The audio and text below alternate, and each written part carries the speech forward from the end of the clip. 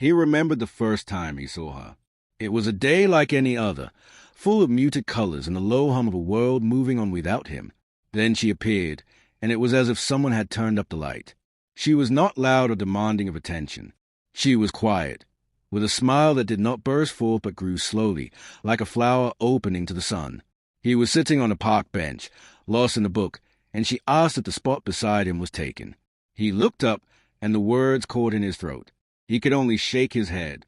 She sat, and they shared the silence for a long time, a comfortable quiet that felt more like a conversation than any he'd had before. Their story began not with a bang, but with a whisper. It was built on shared glances across crowded rooms, hands that brushed by accident and lingered for a second too long, and laughter that bubbled up over silly, small things. He loved the way she would tilt her head when she was listening, her whole being focused on him. He loved the way her eyes would crinkle at the corners when she truly smiled. For her, he was a safe harbor. He listened to her dreams, the ones she had never told anyone else. He saw the strength in her that she herself did not know she possessed. With him, she felt seen. With her, he felt found. They built a little world for two, a world of late-night talks, long walks with no destination, and promises whispered in the dark. Their love felt simple and pure, an unshakable thing. He thought it was indestructible. He thought he was a better man just by having her in his life. He was. But even good men can be fools. The mistake was small. So small, he barely noticed it at first.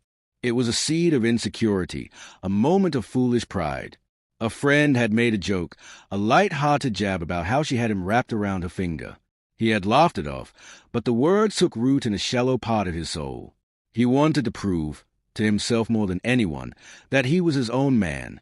It was a stupid, childish need. It happened on an evening that should have been perfect. The air was soft, and the sky was a deep velvet blue. They were supposed to go to a small concert in the park, something she had been looking forward to for weeks. He was late. When he finally arrived, he was not alone. He had brought along the same friends who had teased him. He saw the light in her eyes flicker when she saw them. Her smile tightened.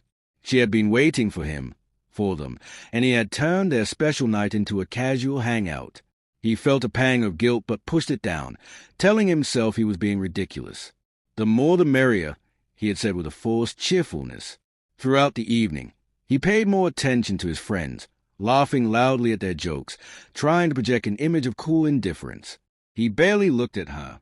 He saw her grow quieter and smaller, retreating into herself. He saw the hurt in her posture, the way she wrapped her arms around herself as if to keep from falling apart. And he did nothing. Pride, that ugly, stubborn thing, kept him silent.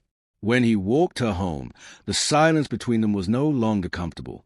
It was heavy and sharp, full of unspoken words. At her door, she didn't turn to him. She just stood with her back to him, her shoulders slumped. "I'll see you tomorrow," he asked, his voice sounding hollow even to his own ears. She shook her head, a small, barely perceptible movement. "I think I need some space." "Space? From what?" he asked, though he knew the answer. She finally turned, and in the dim porch light, he saw the tears shimmering in her eyes. "From this," she whispered, her voice breaking. "From feeling like I'm not enough." She went inside and closed the door, leaving him alone with the weight of his foolishness. The days that followed were the longest of his life. The world went back to its muted colors. The silence was no longer a comfort. It was a torment. Every corner of his city reminded him of her. The park bench where they first met, the cafe where they'd hide from the rain, the path they used to walk, tracing the river.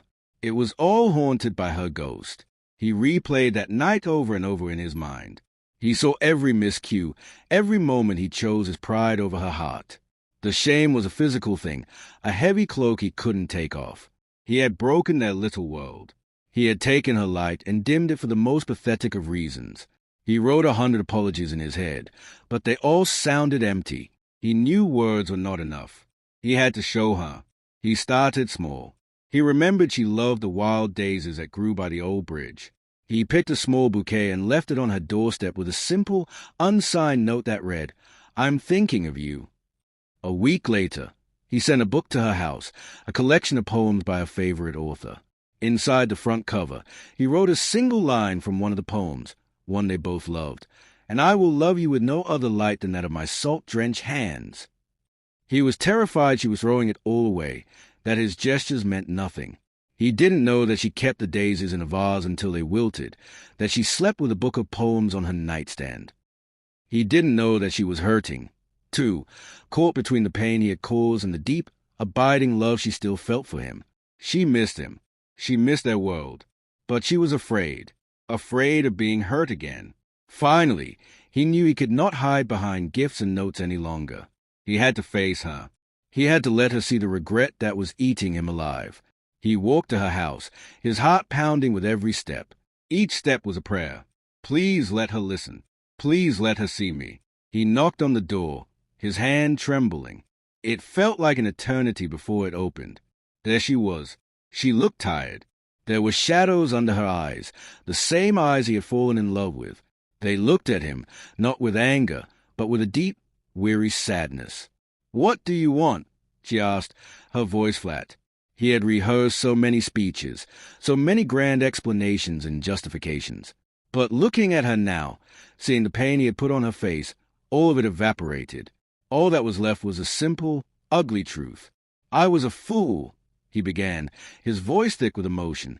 "I was so stupid. I was proud and I was weak, and I hurt you.